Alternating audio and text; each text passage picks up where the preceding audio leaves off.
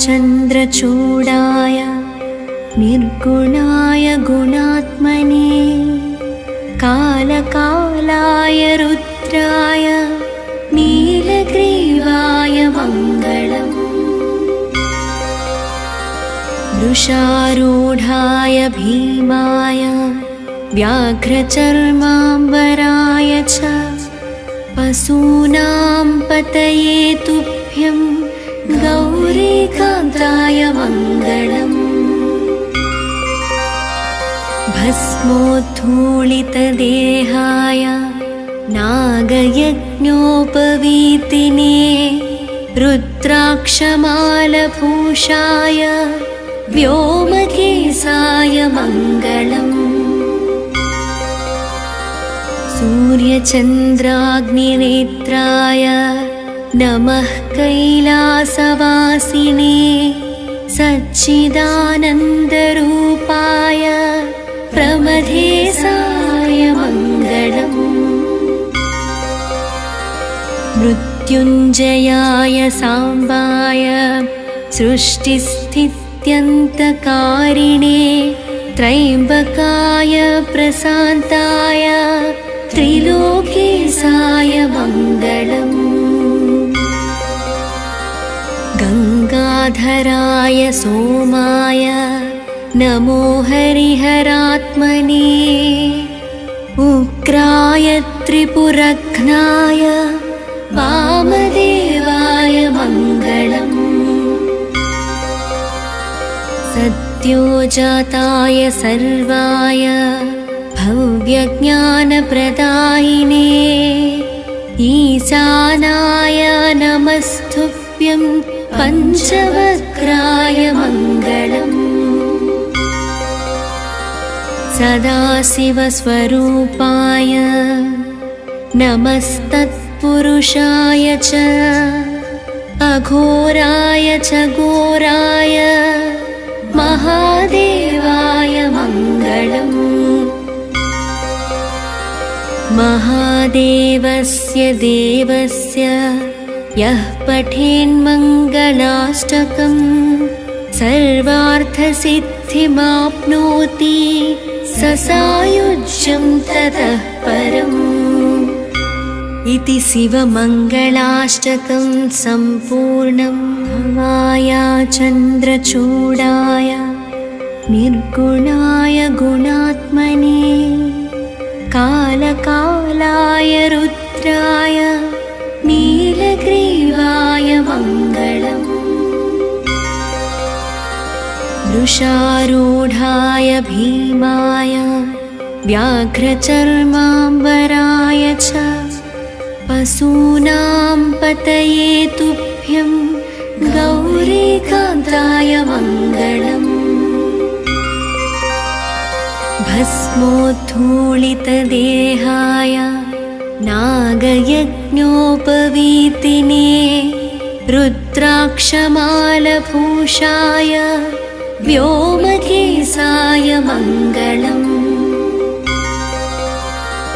सूर्यचन्द्राग्निनेत्राय नमः कैलासवासिने सच्चिदानन्दरूपाय प्रमथेशाय मङ्गलम्।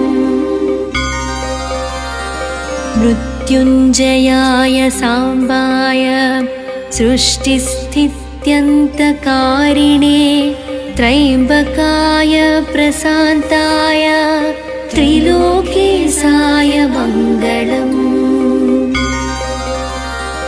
गङ्गाधराय सोमाय नमो हरिहरात्मने उग्राय त्रिपुरघ्नाय वामदेवाय मङ्गलम्।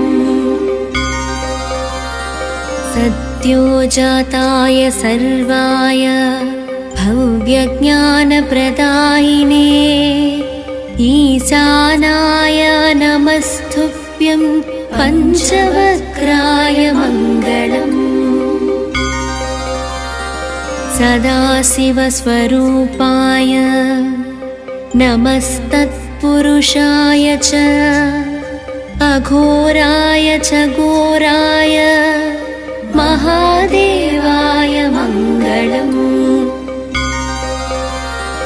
महादेवस्य देवस्य यः पठेन्मङ्गलाष्टकम् सर्वार्थसिद्धिमाप्नोति स सायुज्यं ततः परम्।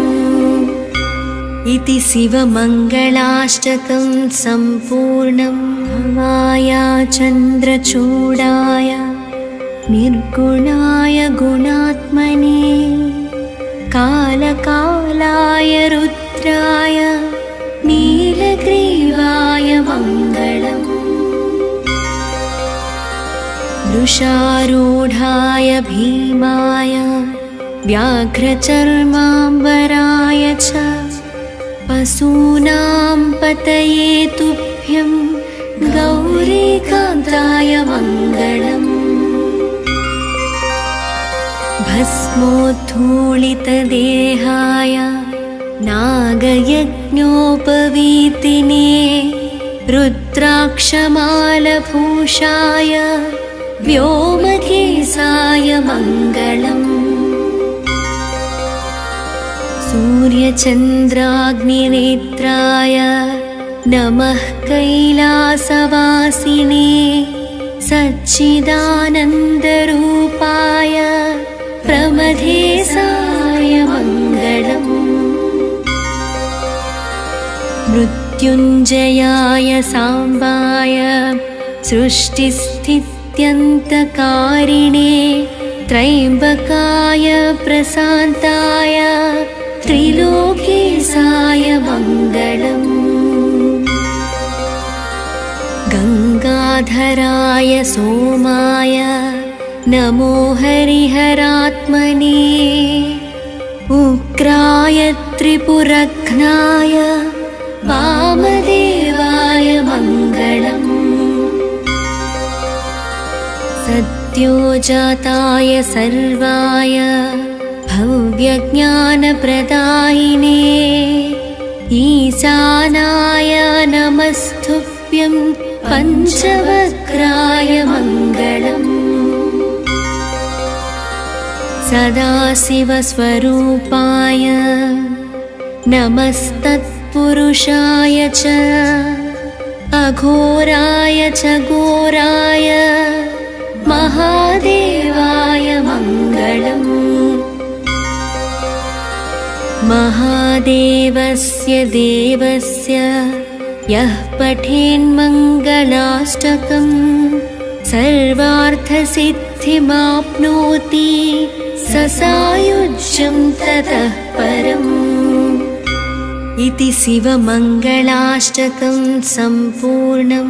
भवाय चन्द्रचूडाय निर्गुणाय गुणात्मने कालकालाय रुद्राय नीलग्रीवाय मङ्गलम्।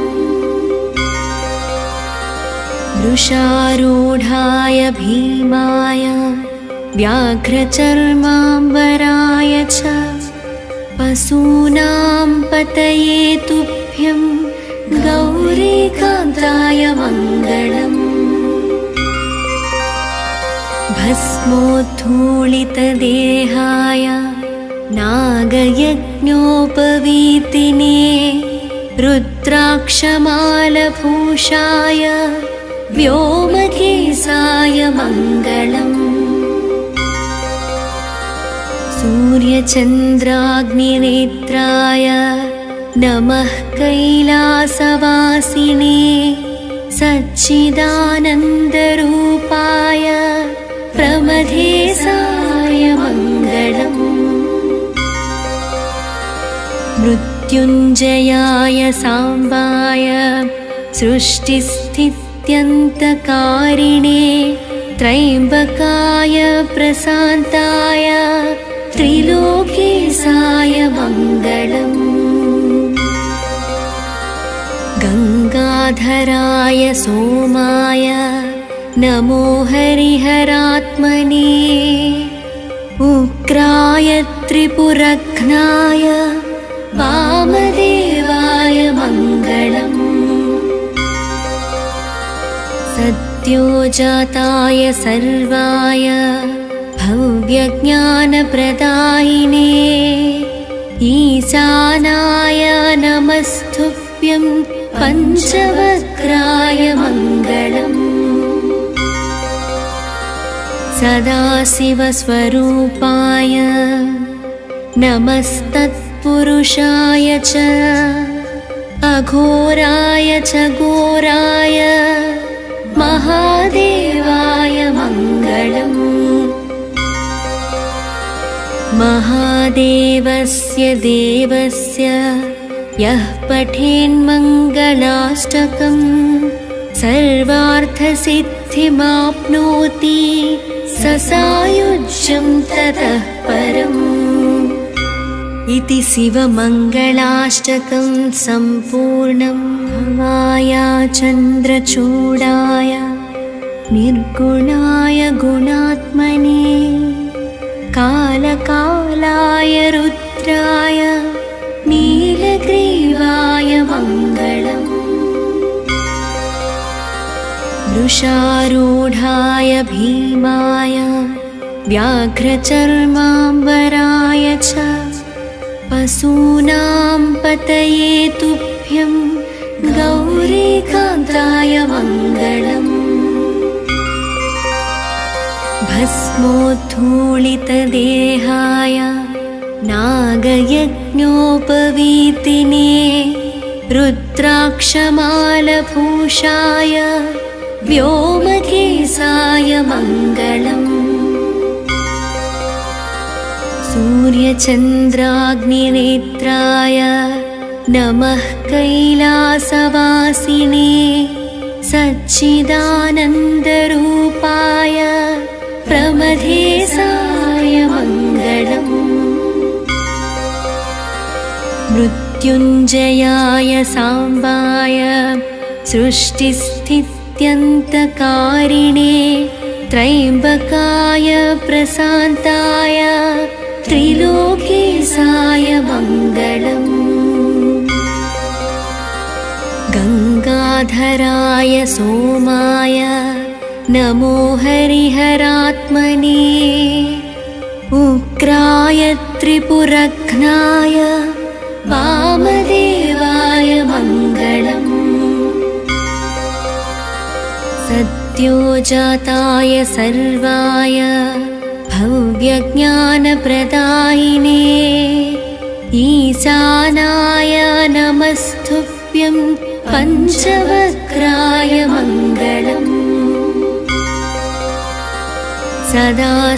सदाशिवस्वरूपाय नमस्तत्पुरुषाय च अघोराय च घोराय महादेवाय मङ्गलम् महादेवस्य देवस्य यः पठेन्मङ्गलाष्टकं सर्वार्थसिद्धिमाप्नोति स सायुज्यं ततः परम् इति शिवमङ्गलाष्टकं सम्पूर्णं भवाय चन्द्रचूडाय निर्गुणाय गुणात्मने कालकालाय रुद्राय नीलग्रीवाय मङ्गलम् वृषारूढाय भीमाय व्याघ्रचर्माम्बराय च पशूनां पतये तुभ्यं गौरीकान्ताय मङ्गलम् भस्मोद्धूलितदेहाय नागयज्ञोपवीतिने रुद्राक्षमालभूषाय व्योमकेशाय मङ्गलम् सूर्यचन्द्राग्निनेत्राय नमः कैलासवासिने सच्चिदानन्दरूपाय प्रमथेशाय मङ्गलम् मृत्युञ्जयाय साम्बाय सृष्टिस्थित्य त्र्यम्बकाय प्रशान्ताय त्रिलोकेशाय मङ्गलम् गङ्गाधराय सोमाय नमो हरिहरात्मने उग्राय त्रिपुरघ्नाय वामदेवाय मङ्गलम् सद्योजाताय सर्वाय भव्यज्ञानप्रदायिने ईशानाय नमस्तुभ्यं पञ्चवक्त्राय मङ्गलम् सदाशिवस्वरूपाय नमस्तत्पुरुषाय च अघोराय च घोराय महादेवाय मङ्गलम्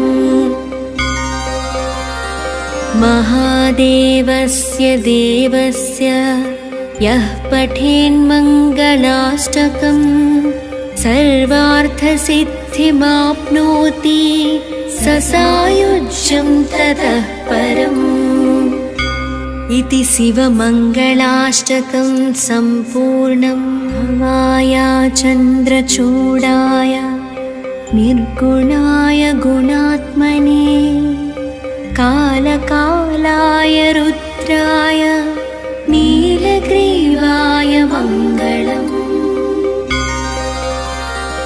वृषारूढाय भीमाय व्याघ्रचर्माम्बराय च पशूनां पतये तुभ्यं गौरीकान्ताय मङ्गलम्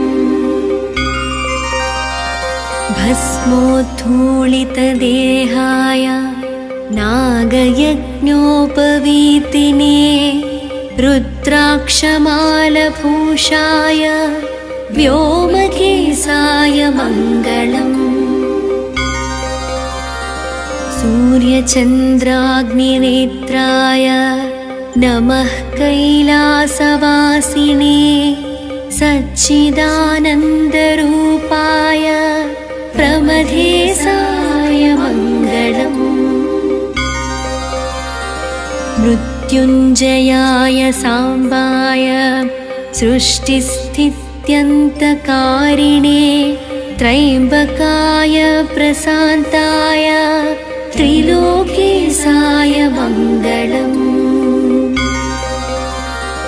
गङ्गाधराय सोमाय नमो हरिहरात्मने उग्राय त्रिपुरघ्नाय वामदेवाय मङ्गलम् सद्योजाताय सर्वाय भव्यज्ञानप्रदायिने ईशानाय नमस्तुभ्यं पञ्चवक्त्राय मङ्गलम् सदाशिवस्वरूपाय नमस्तत्पुरुषाय च अघोराय च घोराय महादेवाय मङ्गलम् महादेवस्य देवस्य यः पठेन्मङ्गलाष्टकं सर्वार्थसिद्धिमाप्नोति स सायुज्यं ततः परम् इति शिवमङ्गलाष्टकं सम्पूर्णं भवाय चन्द्रचूडाय निर्गुणाय गुणात्मने कालकालाय रुद्राय नीलग्रीवाय मङ्गलम् वृषारूढाय भीमाय व्याघ्रचर्माम्बराय च पशूनां पतये तुभ्यं गौरीकान्ताय मङ्गलम् भस्मोद्धूलितदेहाय नागयज्ञोपवीतिने रुद्राक्षमालभूषाय व्योमकेशाय मङ्गलम् सूर्यचन्द्राग्निनेत्राय नमः कैलासवासिने सच्चिदानन्दरूपाय प्रमथेशाय मङ्गलम् मृत्युञ्जयाय साम्बाय सृष्टिस्थित्यन्तकारिणे त्र्यम्बकाय प्रशान्ताय त्रिलोकेशाय मङ्गलम् गङ्गाधराय सोमाय नमो हरिहरात्मने उग्राय त्रिपुरघ्नाय वामदेवाय मङ्गलम् सद्योजाताय सर्वाय भव्यज्ञानप्रदायिने ईशानाय नमस्तुभ्यं पञ्चवक्त्राय मङ्गलम् सदाशिवस्वरूपाय नमस्तत्पुरुषाय च अघोराय च घोराय महादेवाय मङ्गलम् महादेवस्य देवस्य यः पठेन्मङ्गलाष्टकम् सर्वार्थसिद्धिमाप्नोति स सायुज्यं ततः परम् इति शिवमङ्गलाष्टकं सम्पूर्णम् भवाय चन्द्रचूडाय निर्गुणाय गुणात्मने कालकालाय रुद्राय नीलग्रीवाय मङ्गलम् वृषारूढाय भीमाय व्याघ्रचर्माम्बराय च पशूनां पतये तुभ्यं गौरीकान्ताय मङ्गलम् भस्मोद्धूलितदेहाय नागयज्ञोपवीतिने रुद्राक्षमालभूषाय व्योमकेशाय मङ्गलम् सूर्यचन्द्राग्निनेत्राय नमः कैलासवासिने सच्चिदानन्दरूपाय प्रमथेशाय मङ्गलम् मृत्युञ्जयाय साम्बाय सृष्टिस्थित्यन्तकारिणे त्र्यम्बकाय प्रशान्ताय त्रिलोकेशाय मङ्गलम् गङ्गाधराय सोमाय नमो हरिहरात्मने उग्राय त्रिपुरघ्नाय वामदेवाय मङ्गलम् सद्योजाताय सर्वाय भव्यज्ञानप्रदायिने ईशानाय नमस्तुभ्यं पञ्चवक्त्राय मङ्गलम्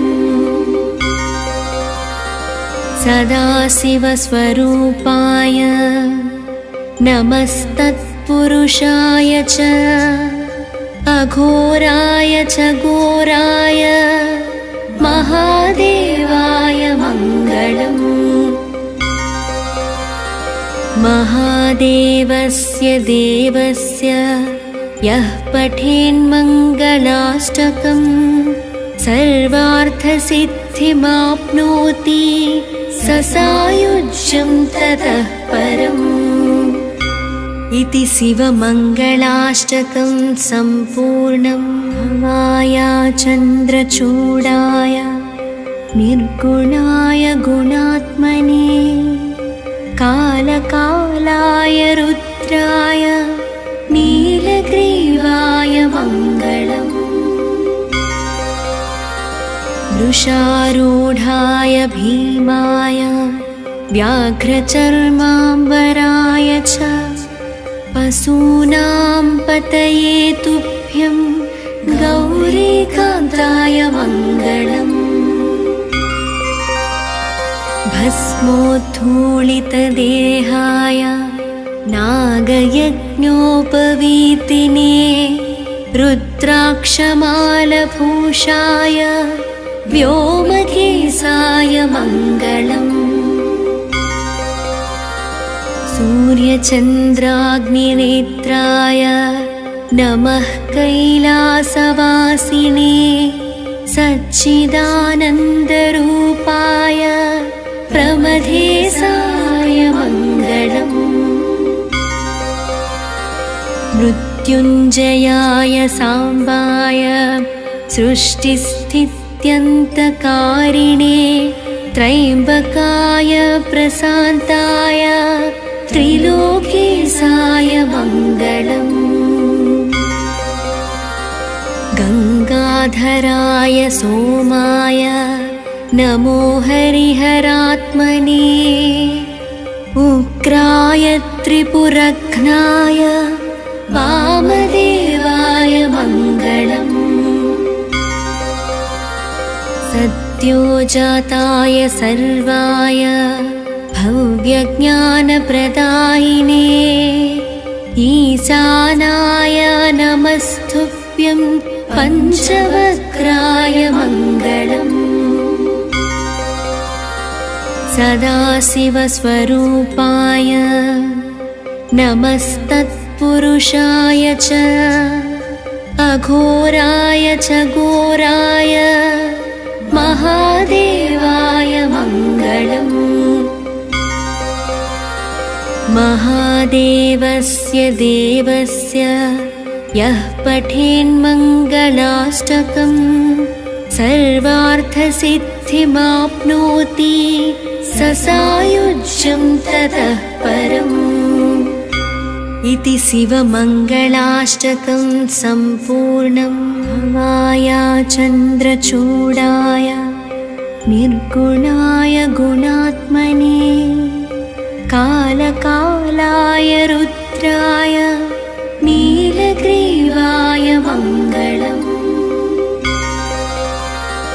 वृषारूढाय भीमाय व्याघ्रचर्माम्बराय च पशूनां पतये तुभ्यं गौरीकान्ताय मङ्गलम्। भस्मोद्धूलितदेहाय नागयज्ञोपवीतिने रुद्राक्षमालभूषाय व्योमकेशाय मङ्गलम्। सूर्यचन्द्राग्निनेत्राय नमः कैलासवासिने सच्चिदानन्दरूपाय प्रमथेशाय मङ्गलम्। मृत्युञ्जयाय साम्बाय सृष्टिस्थित्यन्तकारिणे त्रयम्बकाय प्रशान्ताय त्रिलोकेशाय मङ्गलम्। गङ्गाधराय सोमाय नमो हरिहरात्मने उग्राय त्रिपुरघ्नाय वामदेवाय मङ्गलम्। सद्योजाताय सर्वाय भव्यज्ञानप्रदायिने ईशानाय नमस्तुभ्यं पञ्चवक्त्राय मङ्गलम्। सदाशिवस्वरूपाय नमस्तत्पुरुषाय च अघोराय च घोराय महादेवाय मङ्गलम्। महादेवस्य देवस्य यः पठेन्मङ्गलाष्टकं सर्वार्थसिद्धिमाप्नोति स सायुज्यं ततः परम्। इति शिवमङ्गलाष्टकं सम्पूर्णं। भवाय चन्द्रचूडाय निर्गुणाय गुणात्मने कालकालाय रुद्राय नीलग्रीवाय मङ्गलम्। वृषारूढाय भीमाय व्याघ्रचर्माम्बराय च पशूनां पतये तुभ्यं गौरीकान्ताय मङ्गलम्। भस्मोद्धूलितदेहाय नागयज्ञोपवीतिने रुद्राक्षमालभूषाय व्योमकेशाय मङ्गलम्। सूर्यचन्द्राग्निनेत्राय नमः कैलासवासिने सच्चिदानन्दरूपाय प्रमथेशाय मङ्गलम्। मृत्युञ्जयाय साम्बाय सृष्टिस्थित्यन्तकारिणे त्रयम्बकाय प्रशान्ताय त्रिलोकेशाय मङ्गलम्।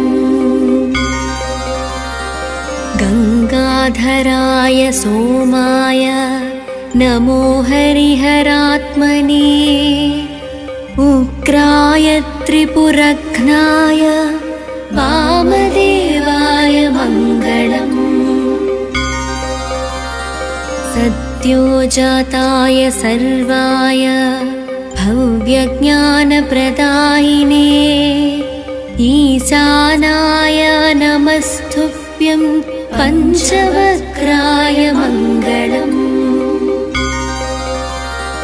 सदाशिवस्वरूपाय नमस्तत्पुरुषाय च अघोराय च घोराय महादेवाय मङ्गलम्। महादेवस्य देवस्य यः पठेन्मङ्गलाष्टकं सर्वार्थसिद्धिमाप्नोति स सायुज्यं ततः परम्। इति शिवमङ्गलाष्टकं सम्पूर्णं। भवाय चन्द्रचूडाय निर्गुणाय गुणात्मने कालकालाय रुद्राय नीलग्रीवाय मङ्गलम्। वृषारूढाय भीमाय व्याघ्रचर्माम्बराय च पशूनां पतये तुभ्यं गौरीकान्ताय मङ्गलम्। भस्मोद्धूलितदेहाय नागयज्ञोपवीतिने रुद्राक्षमालभूषाय व्योमकेशाय मङ्गलम्। सूर्यचन्द्राग्निनेत्राय नमः कैलासवासिने सच्चिदानन्दरूपाय प्रमथेशाय मङ्गलम्। मृत्युञ्जयाय साम्बाय सृष्टिस्थित्यन्तकारिणे त्रयम्बकाय प्रशान्ताय त्रिलोकेशाय मङ्गलम्। गङ्गाधराय सोमाय नमो हरिहरात्मने उग्राय त्रिपुरघ्नाय वामदेवाय मङ्गलम्। सद्योजाताय सर्वाय भव्यज्ञानप्रदायिने ईशानाय नमस्तुभ्यं पञ्चवक्त्राय मङ्गलम् सदाशिवस्वरूपाय नमस्तत्पुरुषाय च अघोराय च घोराय महादेवाय मङ्गलम् महादेवस्य देवस्य यः पठेन्मङ्गलाष्टकम् सर्वार्थसिद्धिमाप्नोति स सायुज्यं ततः परम् इति शिवमङ्गलाष्टकं सम्पूर्णं भवाय चन्द्रचूडाय निर्गुणाय गुणात्मने कालकालाय रुद्राय नीलग्रीवाय मङ्गलम् वृषारूढाय भीमाय व्याघ्रचर्माम्बराय च पशूनां पतये तुभ्यं गौरीकान्ताय मङ्गलम् भस्मोद्धूलितदेहाय नागयज्ञोपवीतिने रुद्राक्षमालभूषाय व्योमकेशाय मङ्गलम् सूर्यचन्द्राग्निनेत्राय नमः कैलासवासिने सच्चिदानन्दरूपाय प्रमथेशाय मङ्गलम् मृत्युञ्जयाय साम्बाय सृष्टिस्थित्यन्तकारिणे त्रयम्बकाय प्रशान्ताय त्रिलोकेशाय मङ्गलम् गङ्गाधराय सोमाय नमो हरिहरात्मने उग्राय त्रिपुरघ्नाय वामदेवाय मङ्गलम् सद्योजाताय सर्वाय भव्यज्ञानप्रदायिने ईशानाय नमस्तुभ्यं पञ्चवक्त्राय मङ्गलम् सदाशिवस्वरूपाय नमस्तत्पुरुषाय च अघोराय च घोराय महादेवाय मङ्गलम्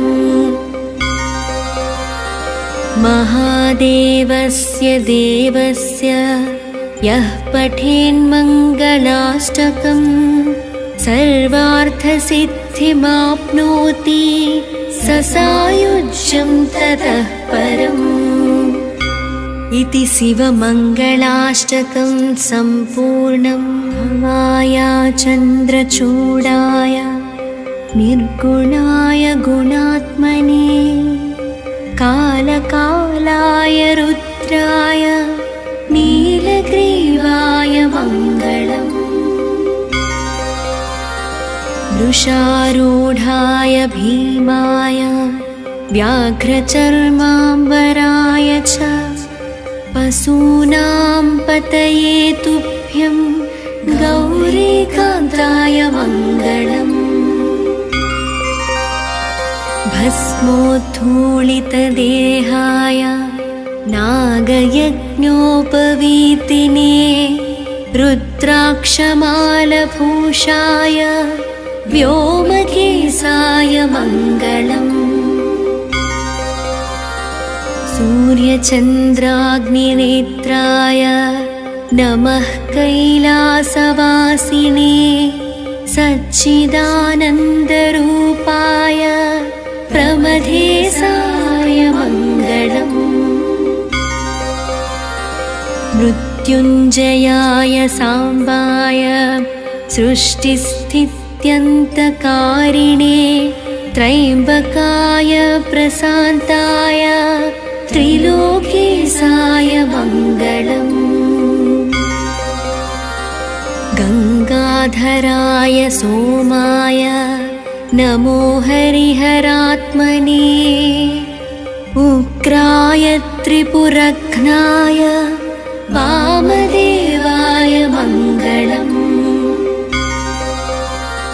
सद्योजाताय सर्वाय भव्यज्ञानप्रदायिने ईशानाय नमस्तुभ्यं पञ्चवक्त्राय मङ्गलम् सदाशिवस्वरूपाय नमस्तत्पुरुषाय च अघोराय च घोराय महादेवाय मङ्गलम्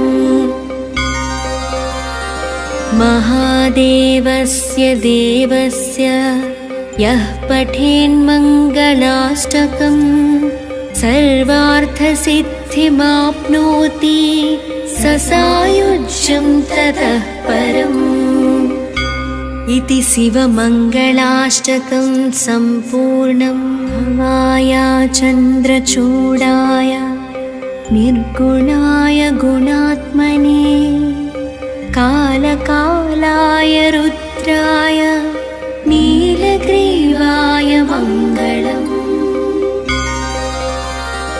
वृषारूढाय भीमाय व्याघ्रचर्माम्बराय च पशूनां पतये तुभ्यं गौरीकान्ताय मङ्गलम् भस्मोद्धूलितदेहाय नागयज्ञोपवीतिने रुद्राक्षमालभूषाय व्योमकेशाय मङ्गलम् सूर्यचन्द्राग्निनेत्राय नमः कैलासवासिने सच्चिदानन्दरूपाय प्रमथेशाय मङ्गलम् मृत्युञ्जयाय साम्बाय सृष्टिस्थित्यन्तकारिणे त्रयम्बकाय प्रशान्ताय त्रिलोकेशाय मङ्गलम् गंगाधराय सोमाय नमो हरिहरात्मने उग्राय त्रिपुरघ्नाय वामदेवाय मङ्गलम् सद्योजाताय सर्वाय भव्यज्ञानप्रदायिने ईशानाय नमस्तुभ्यं पञ्चवक्त्राय मङ्गलम्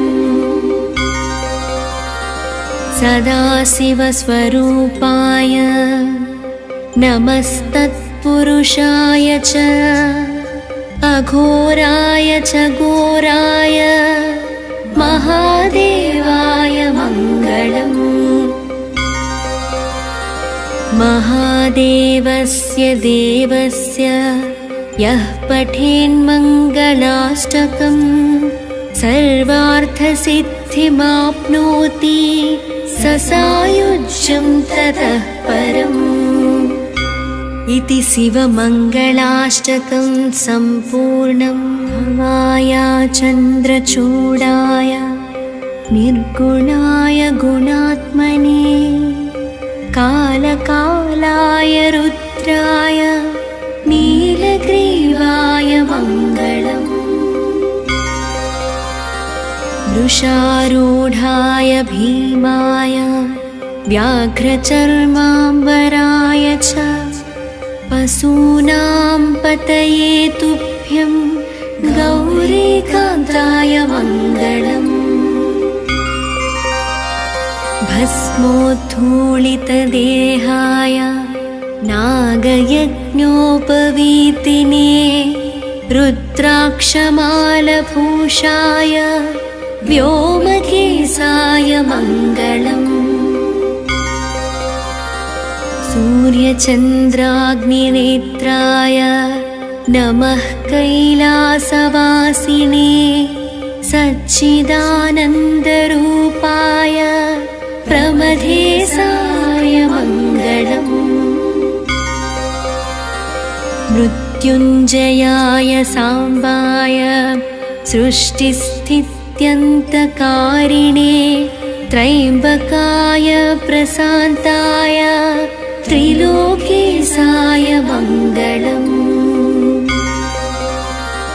गङ्गाधराय सोमाय नमो हरिहरात्मने उग्राय त्रिपुरघ्नाय वामदेवाय मङ्गलम्।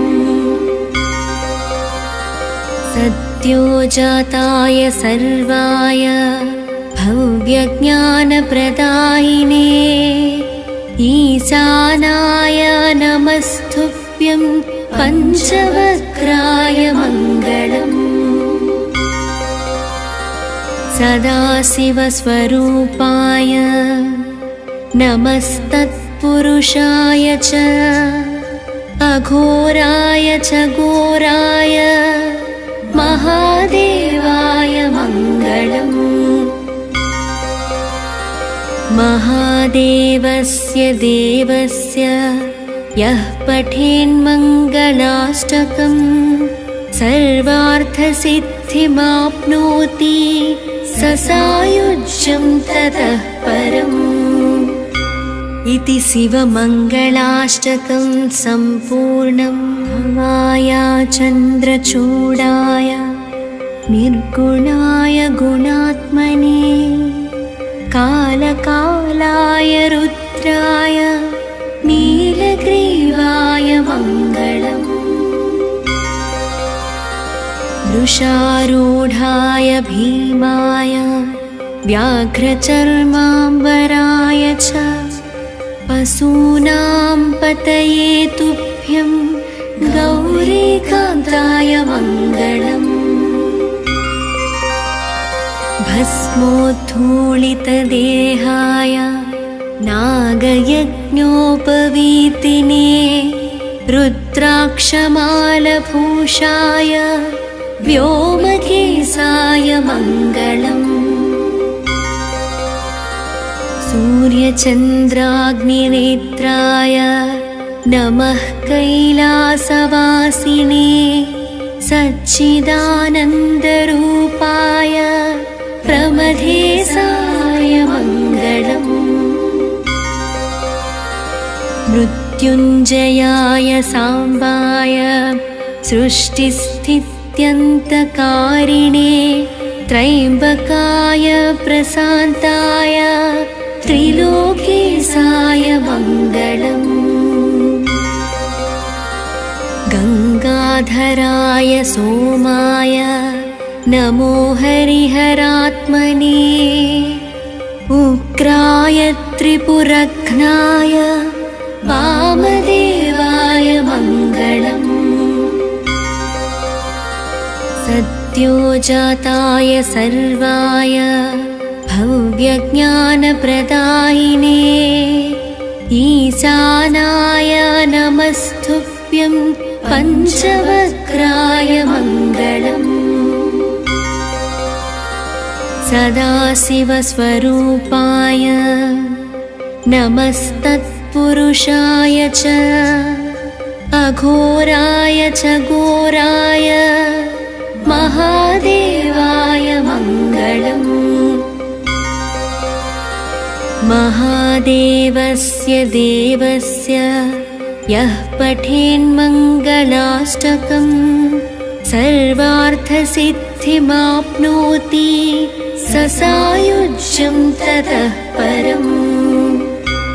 इति शिवमङ्गलाष्टकं सम्पूर्णं।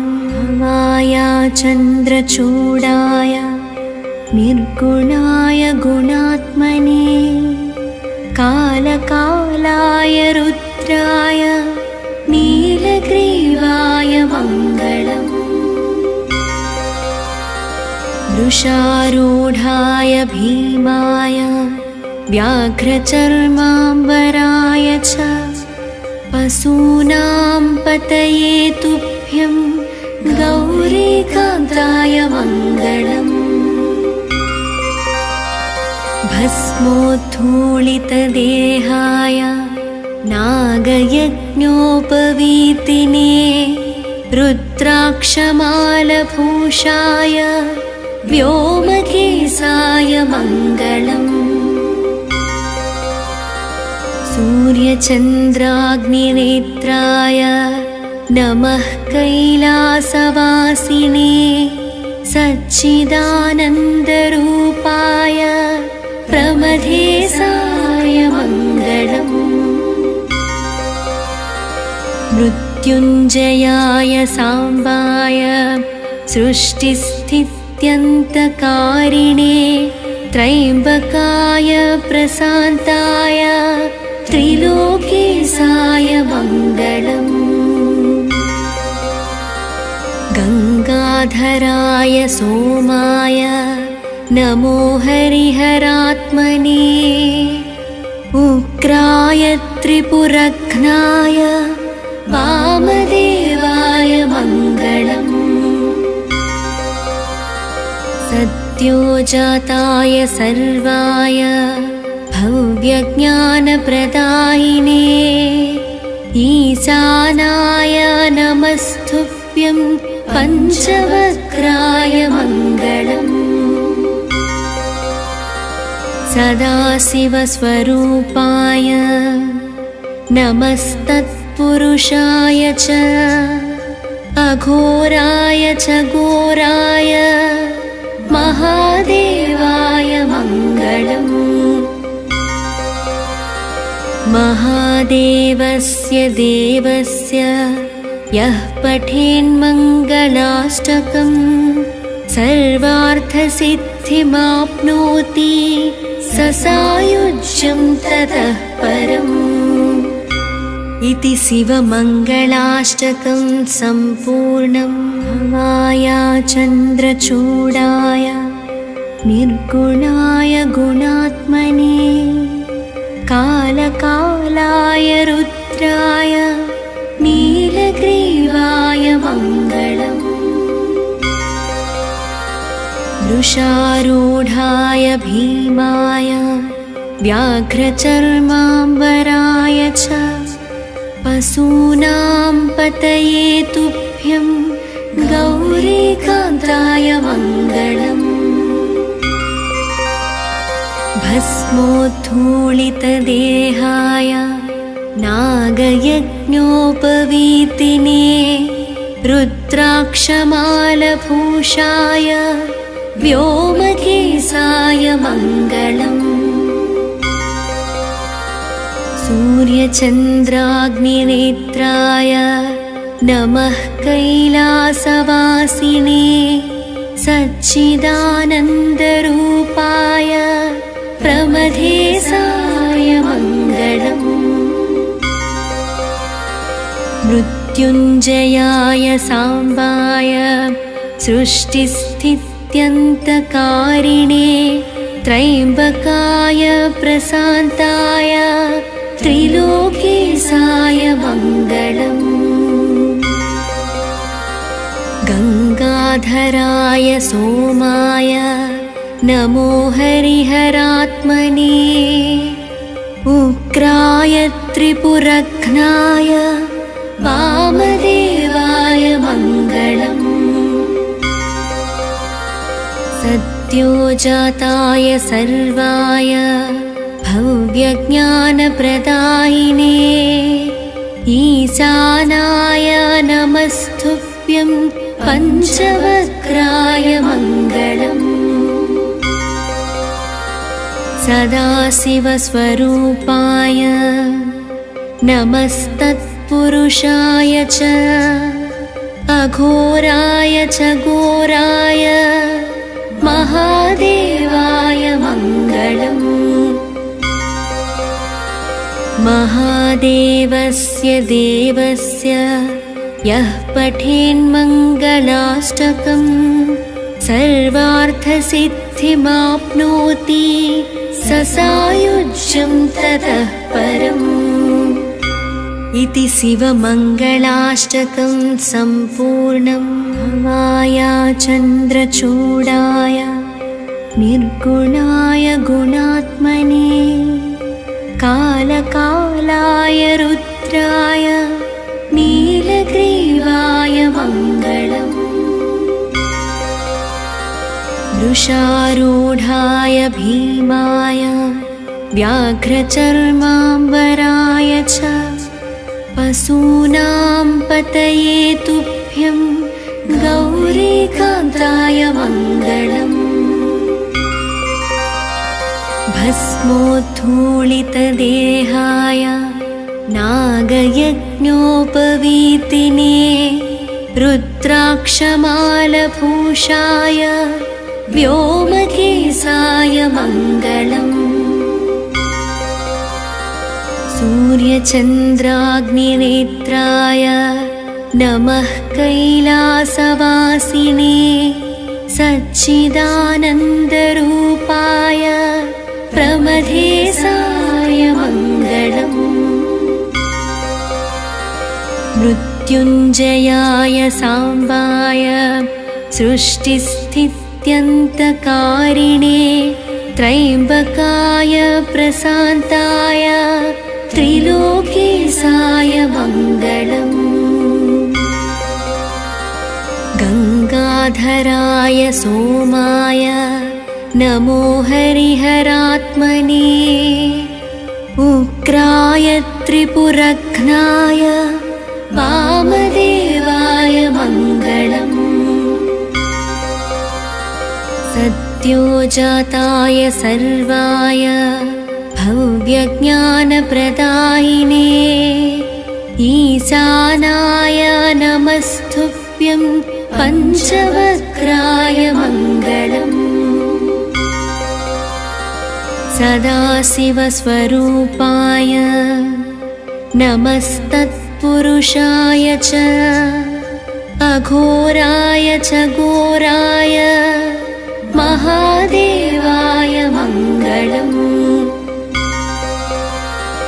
महादेवस्य देवस्य यः पठेन्मङ्गलाष्टकं सर्वार्थसिद्धिमाप्नोति स सायुज्यं ततः परम् इति शिवमङ्गलाष्टकं सम्पूर्णं भवाय चन्द्रचूडाय निर्गुणाय गुणात्मने कालकालाय रुद्राय नीलग्रीवाय मङ्गलम्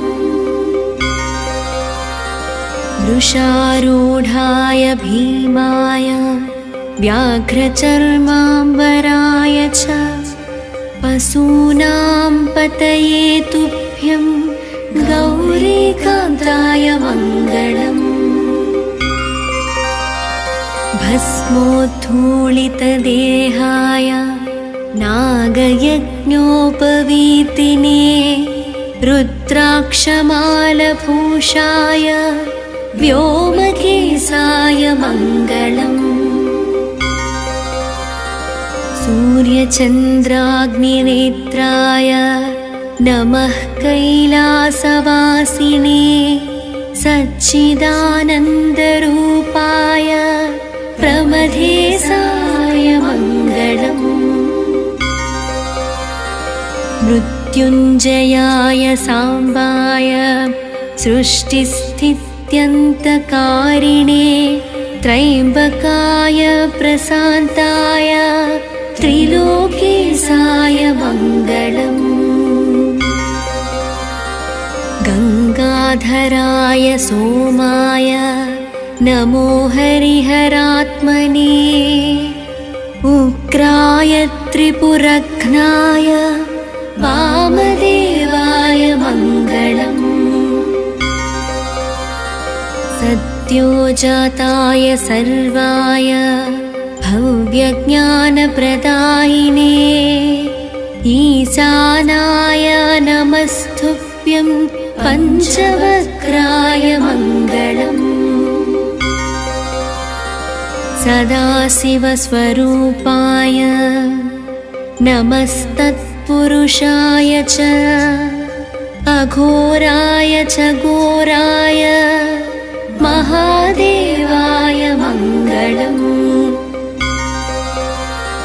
महादेवस्य देवस्य यः पठेन्मङ्गलाष्टकम् सर्वार्थसिद्धिमाप्नोति स सायुज्यं ततः परम्। इति शिवमङ्गलाष्टकं सम्पूर्णं। भवाय चन्द्रचूडाय निर्गुणाय गुणात्मने कालकालाय रुद्राय नीलग्रीवाय मङ्गलम्। वृषारूढाय भीमाय व्याघ्रचर्माम्बराय च पशूनां पतये तुभ्यं गौरीकान्ताय मङ्गलम्। भस्मोद्धूलितदेहाय नागयज्ञोपवीतिने रुद्राक्षमालभूषाय व्योमकेशाय मङ्गलम्। सूर्यचन्द्राग्निनेत्राय नमः कैलासवासिने सच्चिदानन्दरूपाय प्रमथेशाय मङ्गलम्। मृत्युञ्जयाय साम्बाय सृष्टिस्थित्यन्तकारिणे त्रयम्बकाय प्रशान्ताय त्रिलोकेशाय मङ्गलम्। गङ्गाधराय सोमाय नमो हरिहरात्मने उग्राय त्रिपुरघ्नाय वामदेवाय मङ्गलम्। सद्योजाताय सर्वाय भव्यज्ञानप्रदायिने ईशानाय नमस्तुभ्यं पञ्चवक्त्राय मङ्गलम्। सदाशिवस्वरूपाय नमस्तत्पुरुषाय च अघोराय च घोराय महादेवाय मङ्गलम्। महादेवस्य देवस्य यः पठेन्मङ्गलाष्टकम् सर्वार्थसिद्धिमाप्नोति स सायुज्यं ततः परम्। इति शिवमङ्गलाष्टकं सम्पूर्णं। भवाय चन्द्रचूडाय निर्गुणाय गुणात्मने कालकालाय रुद्राय नीलग्रीवाय मङ्गलम्। वृषारूढाय भीमाय व्याघ्रचर्माम्बराय च पशूनां पतये तुभ्यं गौरीकान्ताय मङ्गलम्। भस्मोद्धूलितदेहाय नागयज्ञोपवीतिने रुद्राक्षमालभूषाय व्योमकेशाय मङ्गलम्। सूर्यचन्द्राग्निनेत्राय नमः कैलासवासिने सच्चिदानन्दरूपाय प्रमथेशाय मङ्गलम्। मृत्युञ्जयाय साम्बाय सृष्टिस्थित्यन्तकारिणे त्रयम्बकाय प्रशान्ताय त्रिलोकेशाय मङ्गलम्। गङ्गाधराय सोमाय नमो हरिहरात्मने त्रिविग्राय त्रिपुरघ्नाय वामदेवाय मङ्गलम् सद्योजाताय सर्वाय भव्यज्ञानप्रदायिने ईशानाय नमस्तुभ्यं पञ्चवक्त्राय मङ्गलम् सदाशिवस्वरूपाय नमस्तत्पुरुषाय च अघोराय च घोराय महादेवाय मङ्गलम् महादेवस्य देवस्य यः पठेन्मङ्गलाष्टकम् सर्वार्थसिद्धिमाप्नोति स सायुज्यं ततः परम् इति शिवमङ्गलाष्टकं सम्पूर्णम्।